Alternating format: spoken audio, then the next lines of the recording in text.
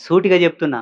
ఒకవేళ సర్వవేదముల, సర్వశాస్త్రముల సారంతోన నేను మాట్లాడినట్టుంటే, నాలో గురుత్వాన్ని మీరు చూస్తున్నట్టుంటే, నా వాక్కు సత్యమైతే నా మాట నమ్మండి. లేకపోతే ఏమైతది? డాక్టర్ ఏం జెప్తాడంటే, అనుభవం లేకుండా ఏ మెడిసిన్స్ వాడొద్దు. అడ్డమొచ్చిన గోళీలు వాడితే సైడ్ ఎఫెక్ట్ ఒచ్చి సస్తారంటాడు. ఇది గూడా ధర్మం గూడా అంతే. అనవసరమైన దేవుళ్ళను గొలిచిండ్రనుకో కుటుంబాలు సర్వనాశనమైతయి. జీవకళలు తగ్గుతాయి. కుటుంబంలో కళాకర్షణ తగ్గుతది. వంశానికి చేటేర్పడతది. పిల్లల్లో బుద్ధిమాంద్యం ఏర్పడతది. పుట్టే పిల్లల లోపల అంగవైకల్యం ఒస్తది. భగవంతుని కొలుసుకునే కోణంలో పరిపూర్ణం గావాలే తప్పిస్తే పనికిరానోళ్ళం గాగూడదు. నీవు ఆడ మొక్కొస్తా, ఈడ మొక్కొస్తా, ఆపత్కి 60 దారులు తొక్కుతాంటే అది ఎర్లేసిన కుక్కలాగా అయితది గానీ, జాతి కుక్కలాగా గాదది. బాగా అర్థం జేసుకోర్రి.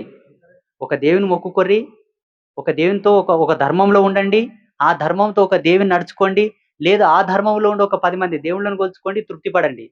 మనకు మన ధర్మంలో పంచాయతన విధి ఉన్నది.